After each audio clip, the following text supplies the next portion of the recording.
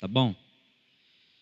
Irmãos, então assim, ó, com alegria nós chegamos ao nosso penúltimo encontro dessa proposta que nós fizemos.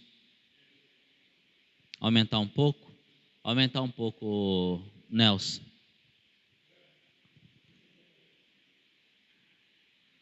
Nelson, Robson. Oi. Ficou bom, né? Obrigado, filho. Então eu quero recapitular algumas coisas com vocês. Nós vamos fazer isso novamente na próxima semana. Mas para que a gente não perca um pouquinho do foco do que nós estamos fazendo aqui. Então nós tivemos no nosso primeiro encontro, o Felipe ainda estava aqui, então o que ele veio e trouxe? A necessidade, alguém lembra? Como é que é? O ferro, a fio ferro, pode ser. Qual que era o tema do nosso primeiro encontro da escola? A santidade. Então a santidade ela foi desmistificada naquele nosso primeiro encontro. Então a gente sabe assim, falando diretamente, que é um grande, uma quebra muito radical dessa experiência que nós estamos fazendo de homens terem feito uma experiência específica para homens e está agora fazendo formações na igreja no meio de semana, enfim. A gente percebe pela dificuldade, inclusive, da gente estar conseguindo ter a constância, né? Mas glória a Deus porque você está aqui. Mas no primeiro encontro nós falamos sobre a santidade como vocação universal, ou seja, como um chamado para todos. Tá? Então, antigamente, somente a santidade ela era vista como algo direcionada somente para alguns escolhidos, para alguns queridões lá, e na verdade não é isso.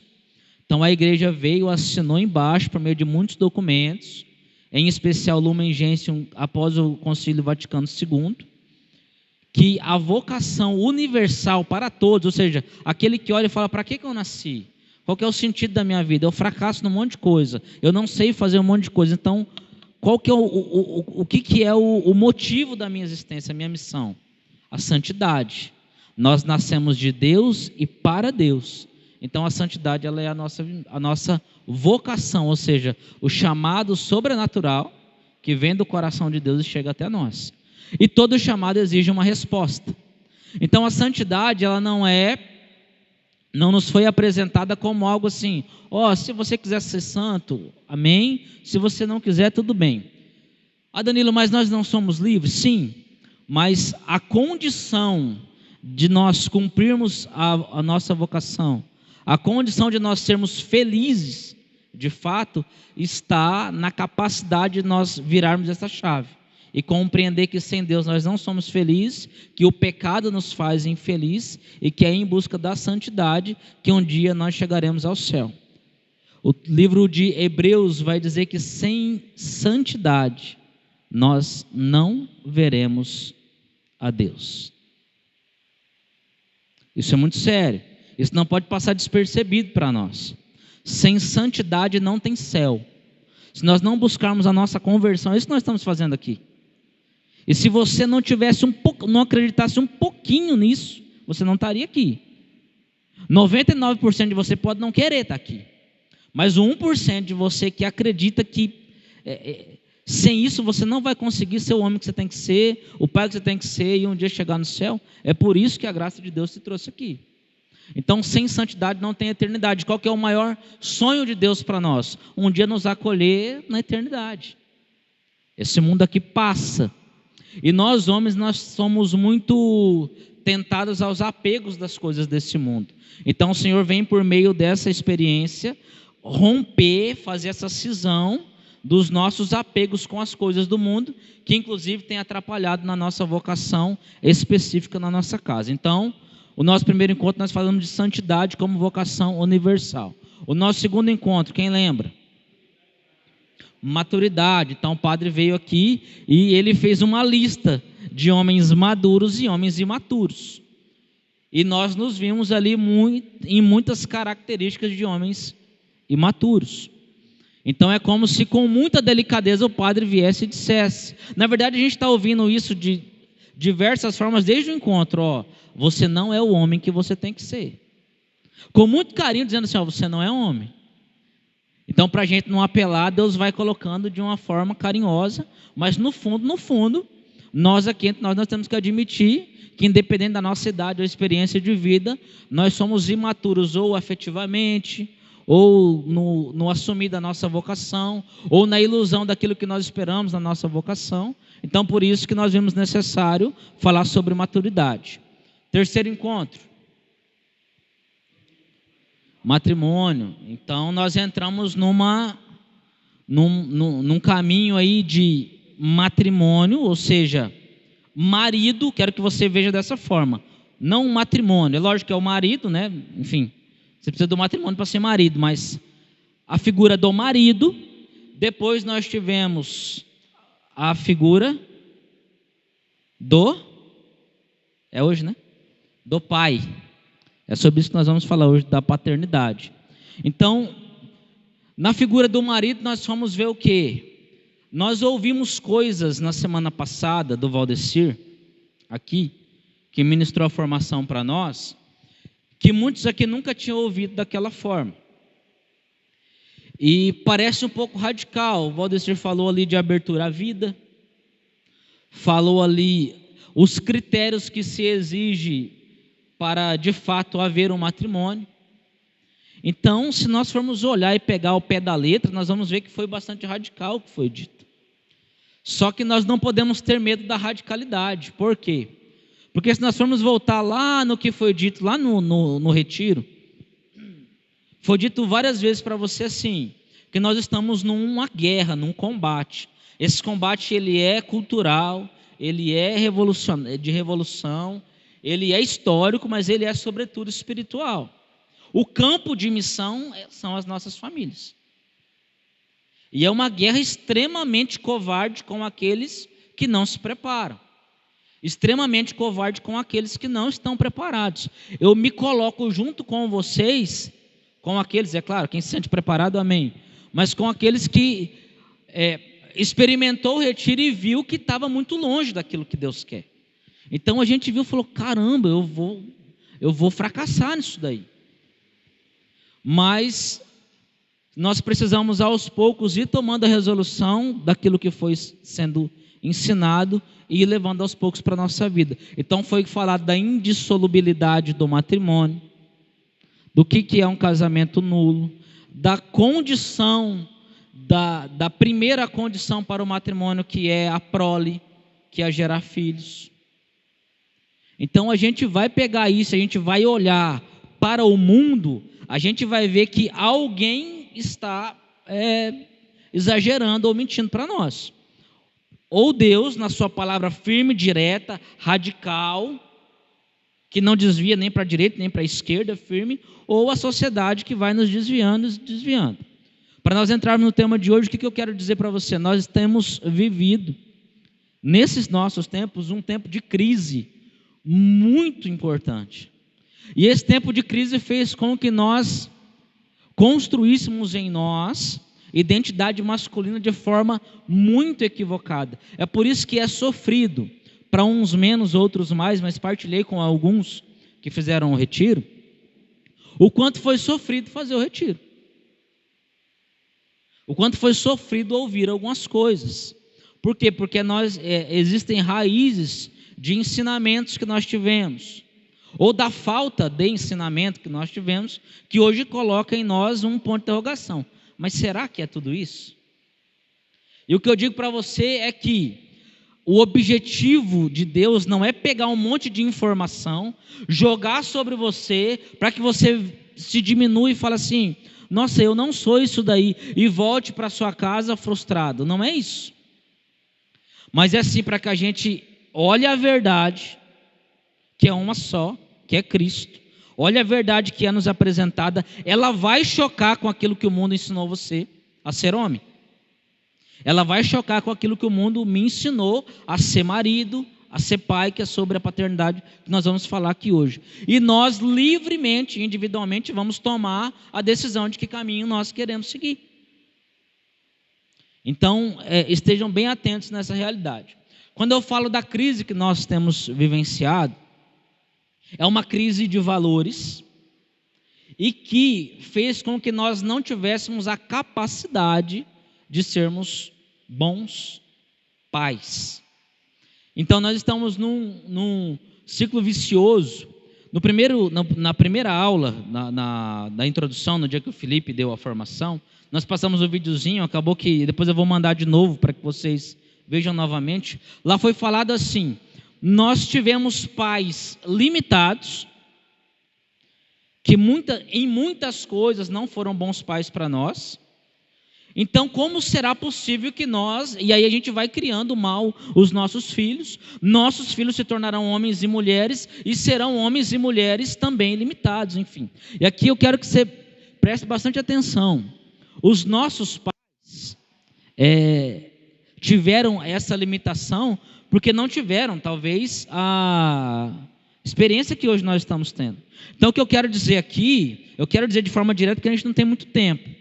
Mas não é que o seu pai não é bom, mas nós podemos, como homens, olhar para os nossos pais e ver que em muitas coisas eles falharam conosco. São nossos heróis, a gente ama, mas em muitas coisas, mesmo que por ignorância, eles falharam conosco. Então, vou pegar um pequeno exemplo. Meu pai e minha mãe me amaram demais, me deram amor demais, mas se a graça de Deus não tivesse entrado na minha vida, eu nem vivo eu estaria. Por causa da droga, por causa da bebida, por causa de todas as coisas que o mundo tinha para oferecer. Todas as coisas. Então, o que eu quero dizer para vocês? Não basta ser bom pai como a sociedade pede, porque nós perderemos os nossos filhos. O que é ser um bom pai hoje? Fala aí, o que a sociedade fala? Dá tudo. Prover, vamos, dar as coisas. O provedor financeiro, porque assim, ser um bom pai, antigamente era o quê? Não deixar faltar nada. Isso é bom? Claro que é. Mais do que bom, é a nossa missão, é a obrigação. Então o que eu estou dizendo aqui não é para você não fazer. Mas se nós paramos aí, a gente vai ficar naquela mediocridade que o Padre Ronaldo falava. Nós vamos ser homens que acordam de manhã, que saem, traz a comida e acabou. Se nós formos olhar aqui, principalmente os mais velhos entre nós, vão ter história dos seus pais que amaram as suas famílias profundamente dessa forma. Amaram profundamente como podiam amar. Não tiveram a chance de aprender o que é ser um bom pai, segundo os mandamentos, segundo a vontade de Deus, segundo aquilo que nos ensina a Santa Mãe Igreja. A questão é que hoje nós estamos em tempos extremamente urgentes. Os tempos mudaram, os tempos não são os mesmos. A realidade hoje, vou pegar quem é mais da minha geração aqui, aquilo que nós experimentávamos na escola de terrível, tudo que nós aprendemos de errado foi na escola. Vocês sabem disso? Tudo. O pecado que eu aprendi foi tudo na escola. Hoje, se nós formos numa escola aí, qualquer da cidade, a gente fica escandalizadíssimo, cara. Nós fica no chinelo, a molecadinha de 10 anos faz coisa, com 10 anos eu tocava pedra em menina, eu só queria jogar bola. A molecada hoje, dados a nível de assistência social, de um grupo de meninas que estavam sendo atendidas, de 20 e poucas meninas, de 12 anos, 13 anos mais ou menos, nenhuma virgem mais. Então assim, diante dessa crise que nós estamos, e 12 anos é criança, caramba, 12 anos é criança, né?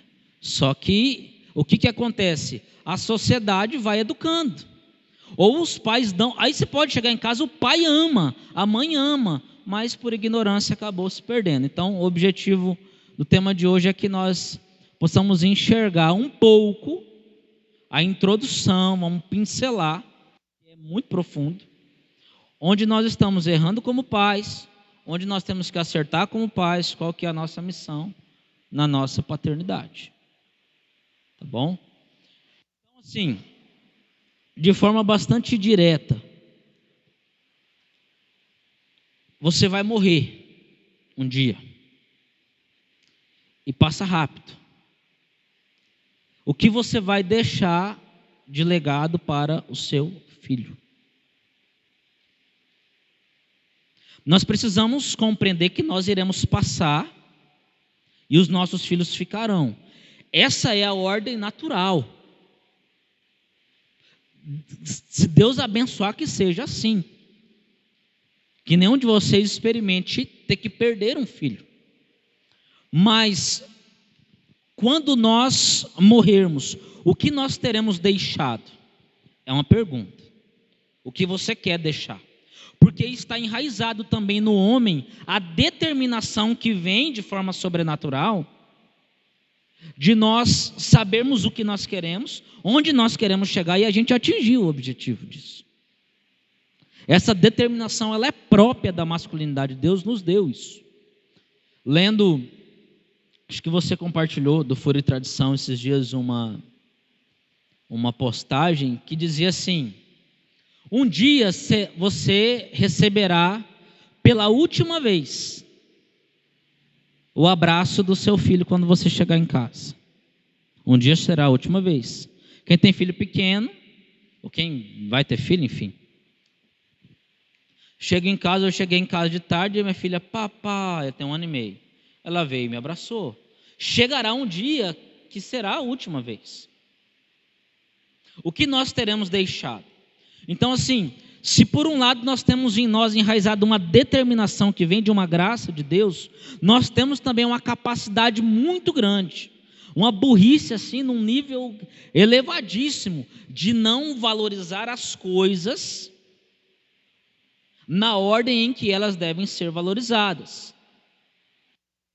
Então, o que é valorizar? É simplesmente dar um valor afetivo para o momento, um tempo de qualidade com os filhos? Também isso. Mas perceba que essa experiência que nós temos tido desde o encontro e essas formações, é o tempo todo Deus violentando a sua carne, de forma que você se converta.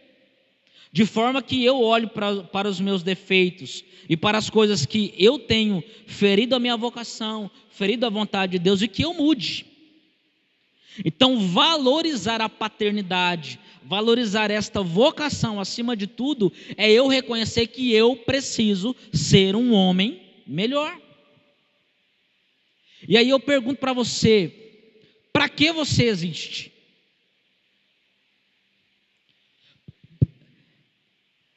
É difícil de responder, mas você precisa responder isso com a sua vida. Para que você existe?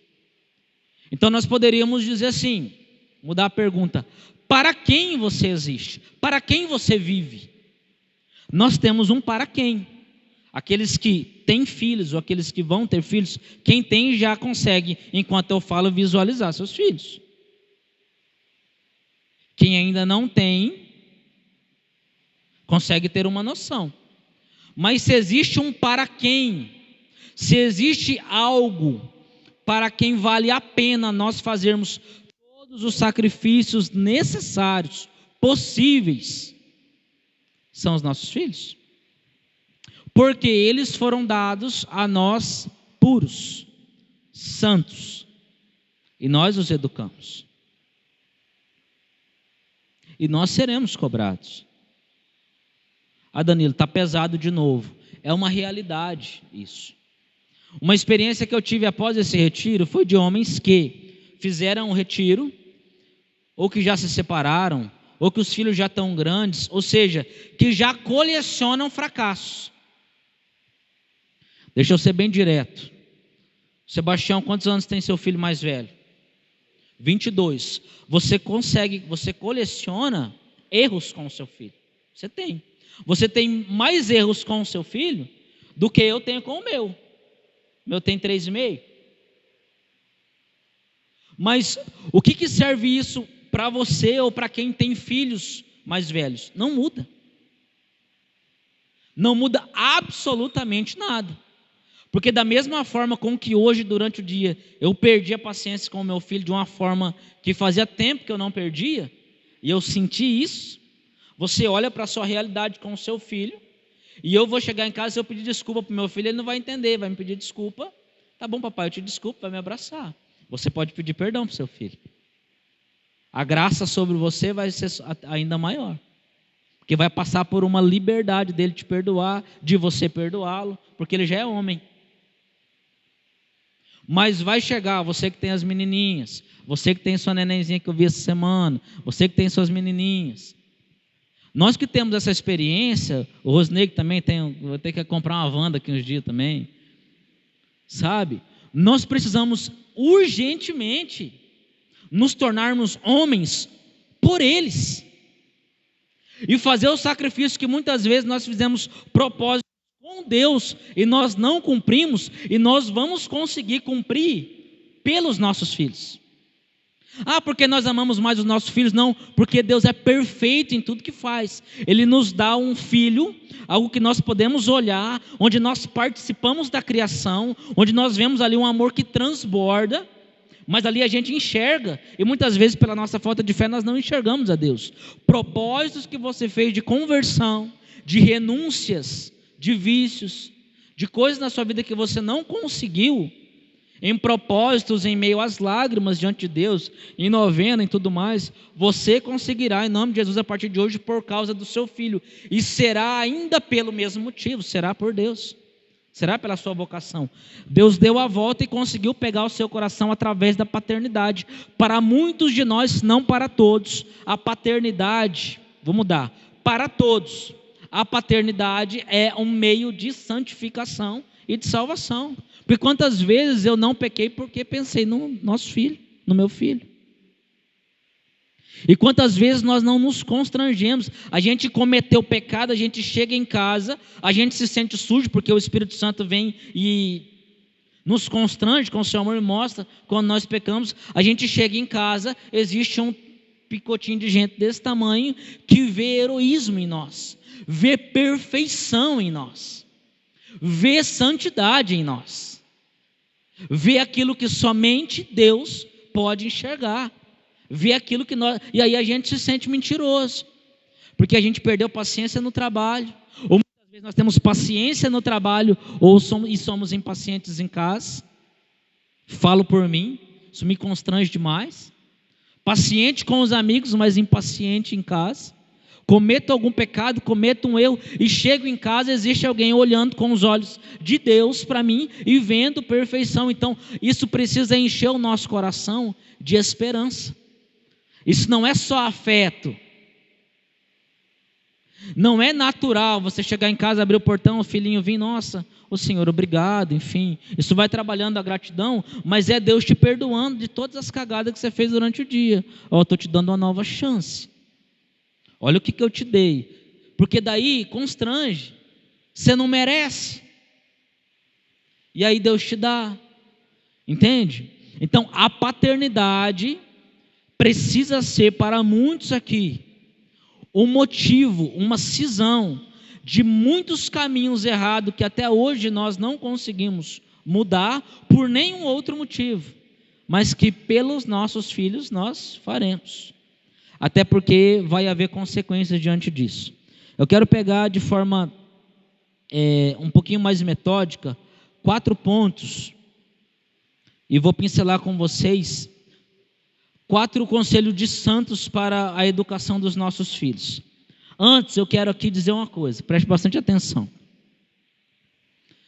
Nós não vamos falar aqui, talvez futuramente, um dia, a gente pode partilhar informalmente.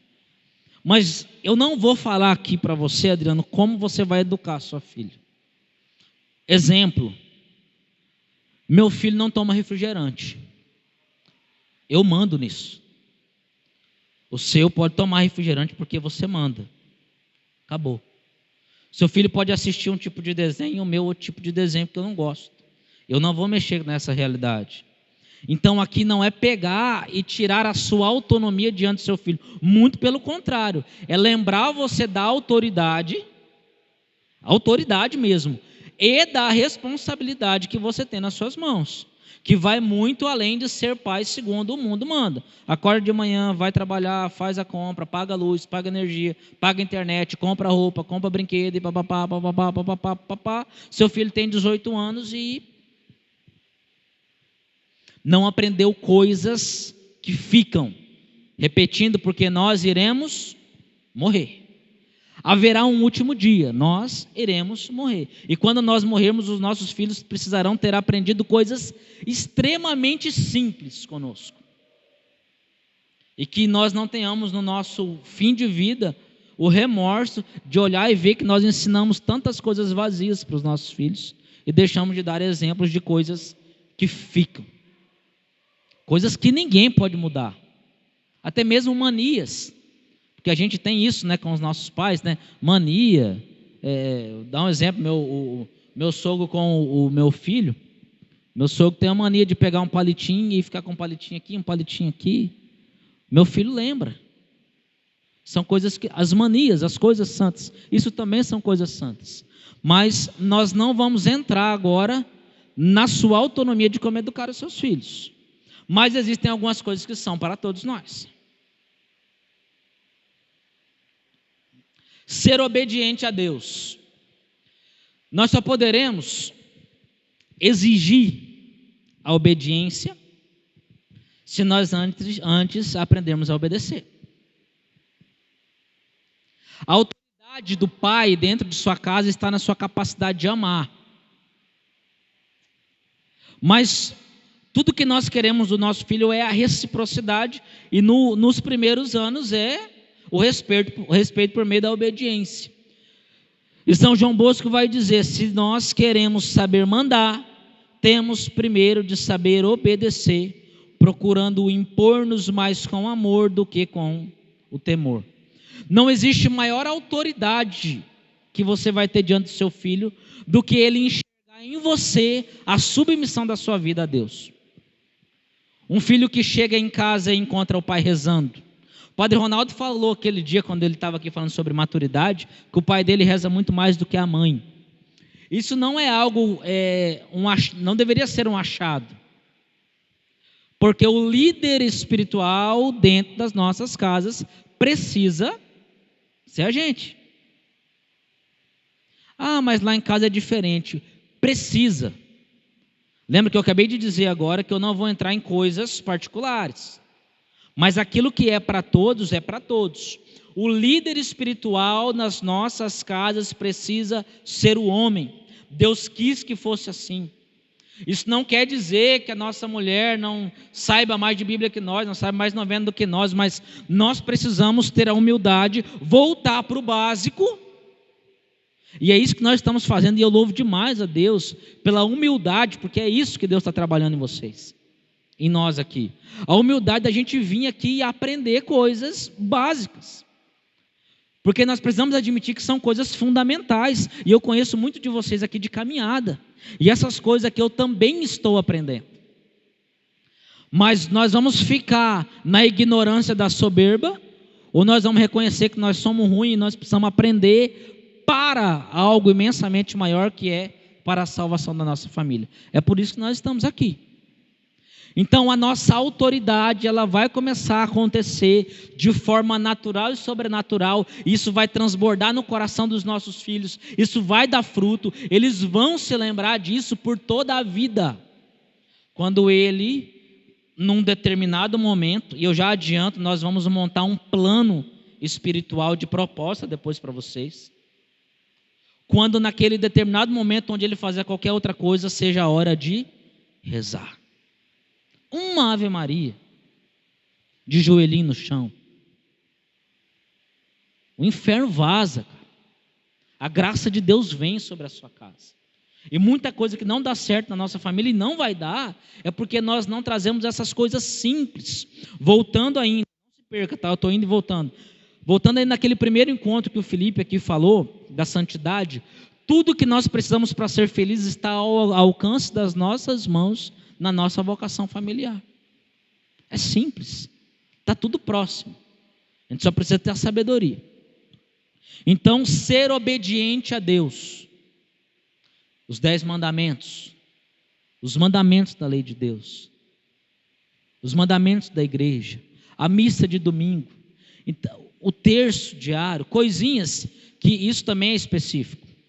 Você pode montar esse plano, ou depois a gente vai sugerir um plano e você aplicar, mas um plano espiritual que vai trazer sobre os seus filhos frutos que são imensuráveis, vai passar muito depois da sua morte. Lembrando que aqui hoje eu estou falando sobre paternidade. Então tudo aquilo que você faz e transborda sobre a vida do seu filho, tanto como um mau exemplo, como um bom exemplo.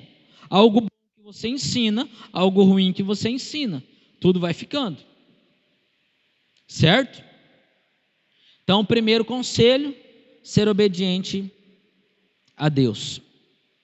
Ainda dentro disso, para a gente ir para o segundo. Daquilo que nós falamos agora há pouco sobre como o mundo nos ensina como ser um bom pai. Entenda uma coisa: ser um bom pai é buscar em primeiro lugar o reino de Deus. Ponto final.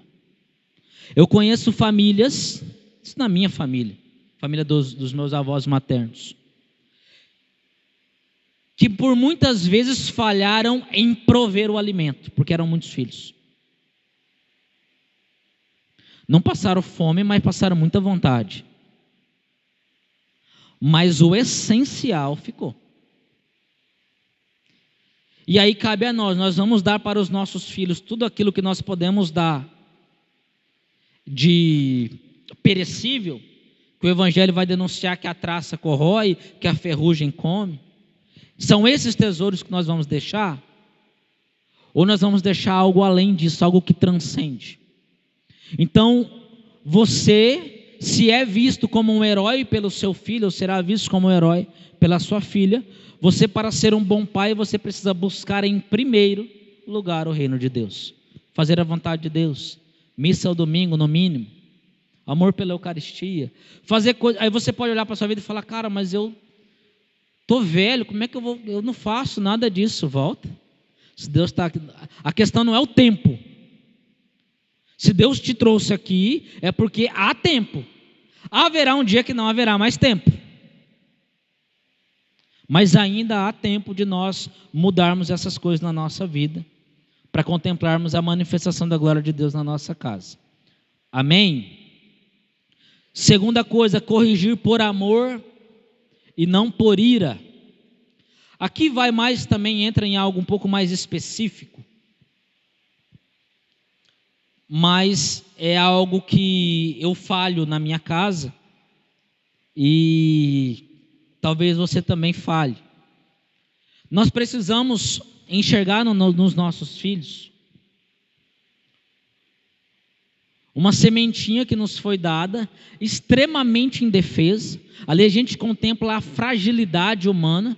Ou seja, o nosso filho, a nossa filha, bebezinha, e se o seu já cresceu, você pode imaginar bebezinho. Se você não cuidar, não trocar, não der água, não der comida, morre. É uma dependência sobrenatural para te ensinar mesmo que a sua dedicação, que o motivo da sua existência está ali, o centro da sua vida, na prática está ali. As renúncias que você fizer vai transbordar ali nos seus filhos. Então, quando nós vamos corrigir os nossos filhos, nós 99% das vezes nós falhamos. Porque não é porque a gente não ama, é porque a gente esquece que ali é um indivíduo,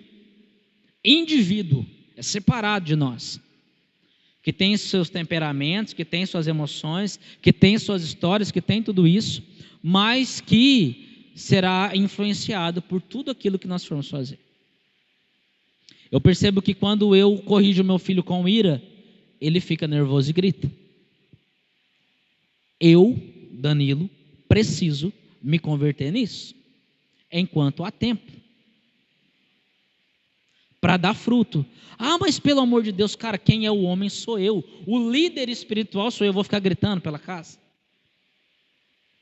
Olha de fora, eu às vezes eu olho de fora a realidade, Às vezes eu chego em casa e vejo lá a minha esposa ali, né, perdendo o controle da situação, e a molecada ali, e aí eu chego e perco também. Eu tento sair e olhar de fora e vejo que nós estamos totalmente perdidos. Então falta nós aprendermos como educar na correção dos nossos filhos. Lembrando que é extremamente necessário corrigir. O tempo todo. Em coisas específicas você traz valores. Ah, meu filho foi na casa do amiguinho, pegou o brinquedinho e trouxe para casa. Pega ele e faz ele levar lá. Não fez por mal? Não fez por mal, mas não é dele. Ele vai aprender, opa, não é meu. Quem que tem que ensinar isso? Nós. Corrige. Falou alto com a mamãe? Corrige. Como você vai corrigir? Eu não sei. Vou mandar você bater, você gritar, enfim, né? Mas fica subentendido. Nós precisamos. A correção ela só é válida quando chega no coração. Você cometeu um erro aqui comigo. Se eu chegar em você aqui e eu começar a te xingar, você vai ficar com mais raiva de mim ainda. Você nem vem semana que vem. Não deu fruto, você não vai converter. Agora, se eu chegar em você, nós que somos adultos, se eu chegar em você e falar assim, irmão, tem uma coisa que você fez que eu acho que podia ser diferente. Se importa que eu fale, tal. Isso cai no coração. Com os nossos filhos, o Espírito Santo de Deus vai nos dando a graça dessa capacidade de chegar no coração dos nossos filhos. Às vezes com meu filho eu tenho que falar firme. Com a sua filhinha, Bruno, se falar firme ela chora. Ela está sensível, ela é sensível daquele jeito. Visitei o Bruno uma vez, extremamente sensível. Chorona, sabe? Ela fica ali e ela chora. Isso pode ser inclusive um dom de Deus. É um dom da sensibilidade, um dom de lágrimas. Mas é diferente. Se eu for falar mansinho, igual você tem que falar com sua filha, eu vou falar com o Estevão, ele me amarra no pé da cama, ele manda na casa. Se eu não for firme com ele, ele me domina. Então, para cada realidade específica, nós vamos acertar e errar ali. Mas para todos nós existe a responsabilidade de corrigir. Mas, em nome de Jesus, que a correção chegue no coração. E não chegue somente no externo. Não pare na ira. Inclusive, o Valdecir me mandou hoje, Valdecir, eu não sei se eu anotei. Se eu não anotei, você vai ter que lembrar. Não, está aqui. Tome-se como regra, nunca pôr as mãos num filho, enquanto dura a ira ou a cólera. Espere-se até que se tenha aquietado por completo. Santo Afonso Maria de Ligório. Por que um santo da igreja ia gastar o seu tempo para escrever algo que não dá uma consequência terrível, desastrosa, ou um fruto maravilhoso? São coisas pontuais que nós erramos. Nós falhamos nisso. Então, quando nós irarmos, perdemos a paciência com nossos filhos, peça desculpa para ele. Porque ele também merece o respeito. Claro, né? No seu nível. Mas quando nós falharmos, nós precisamos pedir desculpa, porque a gente ensina ele a pedir desculpa. Então, ainda vamos chegar nesse ponto. Então, nesse segundo ponto, corrigir com amor. Um terceiro conselho, dar bom exemplo. Isso é seríssimo, seríssimo, seríssimo. Extremamente perigoso, porque os nossos filhos muito mais nos veem do que nos ouvem. Muito mais enxergam as coisas que nós fazemos do que as coisas que nós falamos para elas fazerem. Inclusive a tendência, e Deus foi maravilhoso nisso, a tendência natural é que aquilo que você faça, o seu filho faça imediatamente atrás, achando que é algo perfeito. A palavra é essa, que é algo perfeito. Então vem para aquele questionamento que eu trouxe agora há pouco. Para quem nós vivemos? O que precisa ser esse freio de mão, esse cinto de segurança, essa trava, ou esse empurrão, para de uma vez por todas nós nos tornarmos homens segundo o coração de Deus? Os nossos filhos, por quê? Muito além de nós perdermos a nossa alma, Se nós, por exemplo, morremos em pecado mortal, o Felipe falou também dos pecados leves, grave, mortal, da confissão, da necessidade disso no primeiro encontro. Mas a responsabilidade da alma do seu filho também está nas suas mãos. E escuta quão grave é o que eu vou dizer. Um dia seus filhos serão julgados. Isso é um dogma de fé. Eles serão julgados, assim como nós. Mas aqui visualizem o seu filho. Os seus filhos serão julgados. E se eles forem apanhados em pecado mortal, a probabilidade deles irem para o inferno é muito grande. Aí você imagina o seu filho. Eu vou olhar para o meu filho Estevão, de 3 anos e meio, para Maria Clara, de 1 ano e meio, e eu imagino eles num julgamento e indo para a condenação. Hoje não, hoje eu vejo eles ali, mas ali tem um futuro homem e uma futura mulher.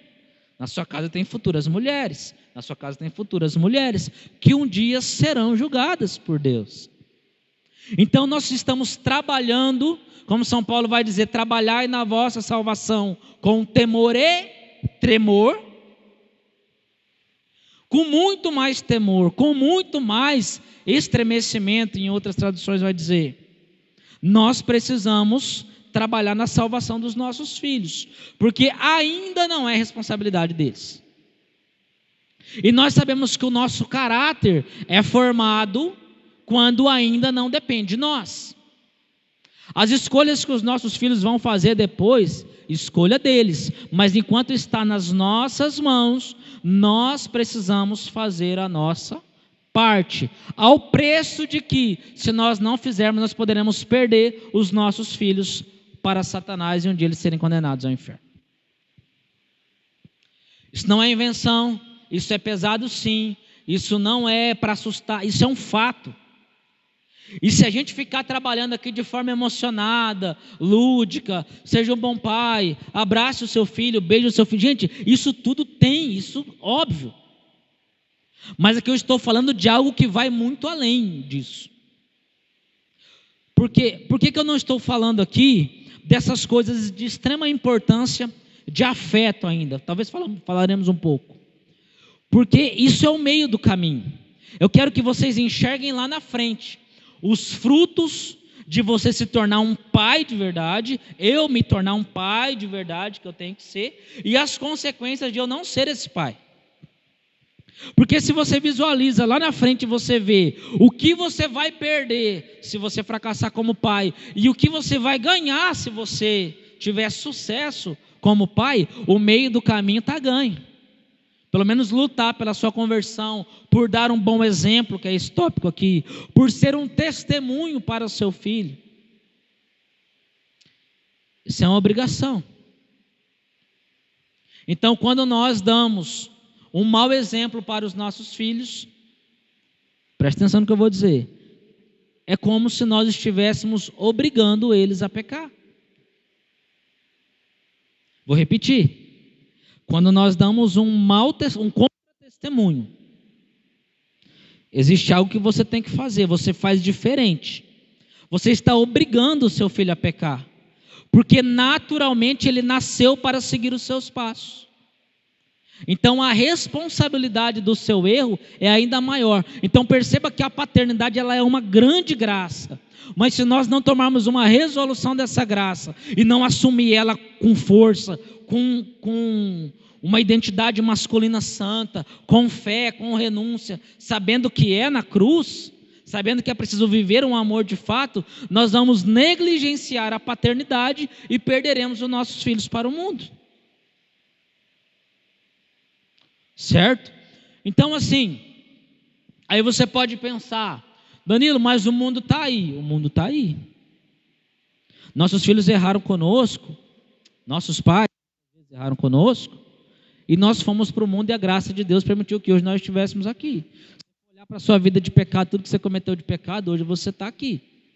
Mas muita coisa poderia ter sido evitada se nós tivéssemos aprendido coisas que em nome de Jesus seus filhos vão aprender. Seus filhos precisam te ver rezando, te ver dando um testemunho de como ser um homem. Porque o seu filho homem vai ver como ser um homem, e a sua filha mulher vai saber que homem ela quer ter para a sua vida. Ela não vai querer ter mais, vou usar o exemplo dos que eu sei que tem menininha aqui, né?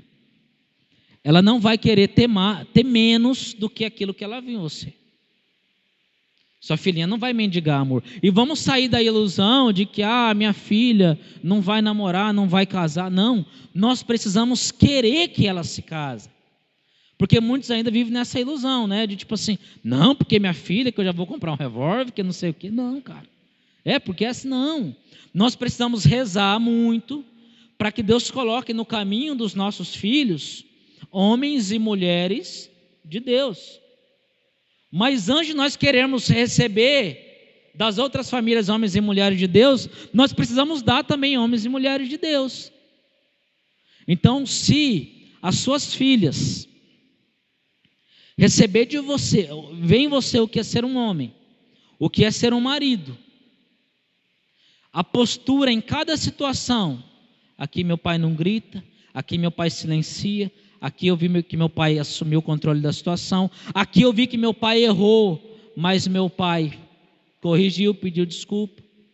Aqui eu vi, hoje seus filhos não entendem, nossos filhos não entendem, mas lá na frente nossos filhos vão ver que nós cometemos erros em sequência por muitos anos e um dia nos convertemos porque nós não paramos de lutar. Tudo isso vai transbordar de forma multiplicada sobre os nossos filhos. E um dia nós estaremos na cadeirinha de balanço, balançando e olhando para os nossos filhos num caminho de santidade. Você vai poder bater no peito e dizer: eu paguei o preço por isso. É isso que Deus deseja para nós. Vai ser suado? Vai. É óbvio que vai. O amor, para ser amor de verdade, precisa sangrar, precisa doer. Senão não é amor, senão é qualquer outra coisa. Então o testemunho, esse dar bom exemplo. Vou ler um trecho aqui também de Santo Afonso.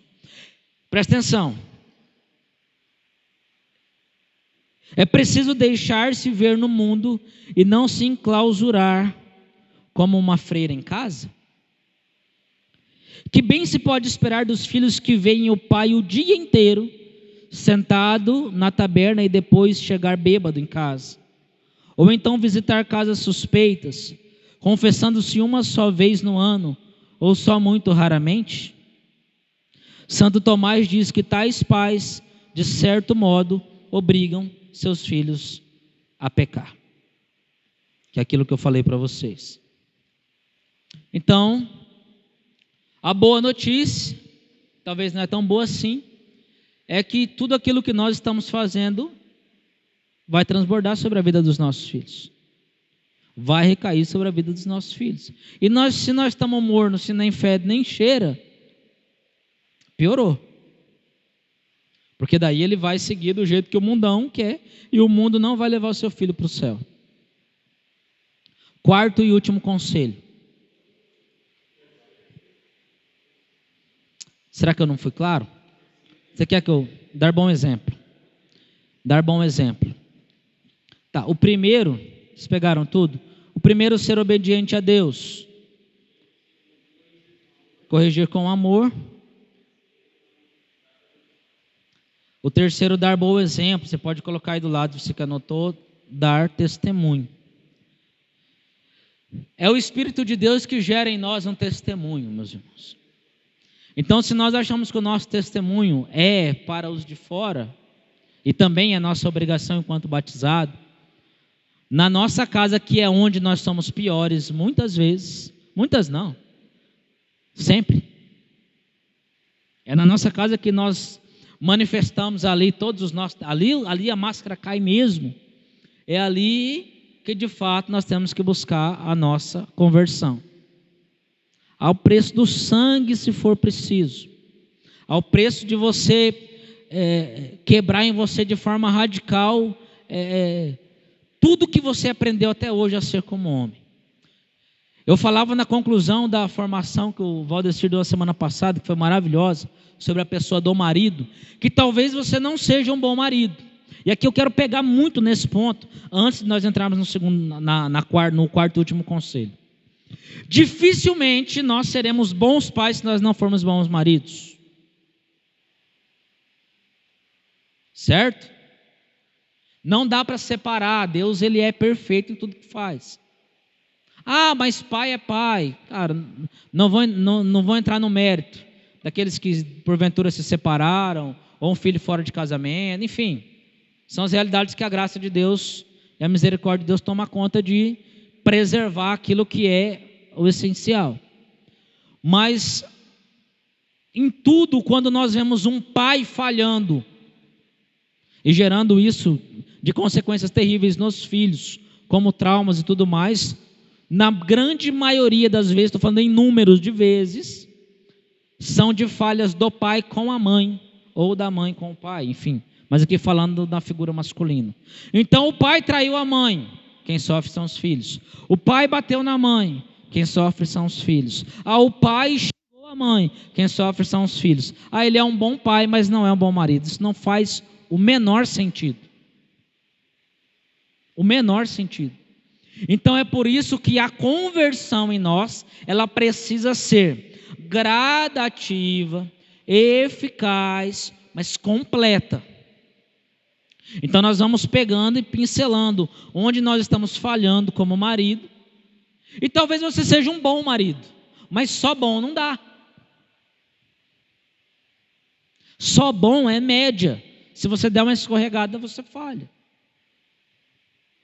Nós precisamos ter uma visão de transcendente o tempo todo na nossa casa, porque ali está um campo de missão maravilhoso, um campo de santificação maravilhoso, e é dali o trampolim para a eternidade, para a felicidade, é ali. Então, se com a minha esposa hoje eu grito, eu vou fazer um propósito, parar de gritar. Se existe um trauma ali de uma traição, de um palavrão, de uma agressão, a primeira coisa que você, como hoje falando de paternidade, não se confunda, a primeira coisa que você precisa curar para que você seja um bom pai é ir se reconciliar com aquela que é uma só carne contigo. Perdão, penitência, vigilância. Eu pedi perdão, ela não perdoou, paga o preço e espera. Eu conheço um homem que ficou submisso de forma a esperar o perdão da esposa por 20 anos. Hoje conseguiu, está idoso e cheio de netos, de filhos, pagou o preço. Porque nós erramos, mas nós não temos a humildade de chegar lá e pedir perdão e assumir as consequências dos nossos. A gente quer chegar lá, ter o perdão, que as lágrimas corram, um abraço e dar uma namorada. Isso é utopia. Então, gravem bem isso. Não existe um bom pai sendo um mau marido. Então, não tem para onde fugir. Então, se existe algo para se reconciliar, algo para você se converter como marido, nós vamos ter que mirar nisso. E nós estamos juntos nisso, nós vamos caminhar juntos, se você assim desejar. Quarto conselho: agir com prudência e vigilância. O que quer dizer essa prudência e vigilância? É aquilo que hoje o mundo chama de exagero da parte dos pais para com os filhos. Exemplo: as coisas que assiste em casa. Seu filho pode assistir qualquer coisa? Absolutamente não. Danilo, mas isso é específico. Não, vou provar para você que não é. O seu filho, ele é totalmente influenciável. O caráter dele, ele está formando. Aqui falando na grande maioria de tudo que eu estou falando na infância, mas enfim. E tudo aquilo que acontece na sua casa, eu como homem permiti que aconteça. Porque eu não sou o líder? Tá bom, gente, na prática eu sei que muitas vezes nós não somos os líderes, vamos abrir. Na prática a gente vê que muitas vezes quem manda lá são nossas esposas e muita coisa. Mas nós vamos precisar aprender com muita sabedoria a saber o que é essa autoridade, o que é ser um líder espiritual, sem ferir a vocação da nossa esposa, que é o nosso suporte necessário. Sem ela a gente não vai conseguir o sucesso na nossa vocação. Por isso que vai ter um encontro para mulheres também. Para depois a gente ir juntando esse quebra-cabeça que está uma bagunça. Você está aprendendo a como ser homem. Aí você chega lá, vai chegar na sua esposa e falar, ó, eu aprendi lá hoje que quem tem que mandar aqui em casa sou eu. Sua mulher já te dá uma panelada, você já volta e fala, ó, não deu certo. Tem que ter paciência. Ela vai aprender o que é submissão. Porque hoje você fala de submissão para a mulher, arrepia. Feminismo já vem que vem. Não, porque não sei o quê, porque não. Elas vão aprender o que é isso. Ela só vai conseguir ser a mulher segundo o coração de Deus com a sua ajuda, e você só conseguirá ser homem segundo o coração de Deus com a ajuda dela. A plenitude está nisso. Então, essa vigilância e prudência é aquilo que a sociedade hoje acha exagero. Seus filhos podem andar com qualquer um? Não. Ah, mas nós vamos amarrar? Cara, você vai ter que criar estratégias. Você é inteligente para muita coisa, para fazer negócio, você sabe fazer muita coisa. Mas nós vamos precisar aprender formas de ter o controle sem aprisionar. Mas enquanto é nossa responsabilidade, o que se assiste na nossa casa, somos nós que mandamos. Se o seu filho chorar, quiser ir embora de casa, não vai. A gente ouve hoje histórias assim na internet, tem muita coisa legal. Mas você pega assim as histórias, alguns aqui podem ter, de pai e mãe que foram ruins, menino. Que não era não. Hoje não tem trauma nenhum. E hoje nós temos medo danado de dizer não para os nossos filhos. Vigilância e prudência é nós aprendermos de uma vez por todas a dizer não para os nossos filhos. E não para aquilo que você acha que não pode entrar dentro da sua casa, é não. Ainda que eu diga que é sim. Danilo, desculpa, mas aqui em casa a gente não... Acabou. Porque a responsabilidade do acerto e do erro sobre os seus filhos é sua. Então você assuma os seus erros e os seus acertos. O que assiste, como se veste, as palavras que falam, com quem anda, onde vai, que horas chega, faça a experiência de deixar os seus filhos viverem assim como nós vivemos na nossa adolescência. Não faz uma bobagem dessa. Não faça uma bobagem dessa. Mesmo com os filhos homens.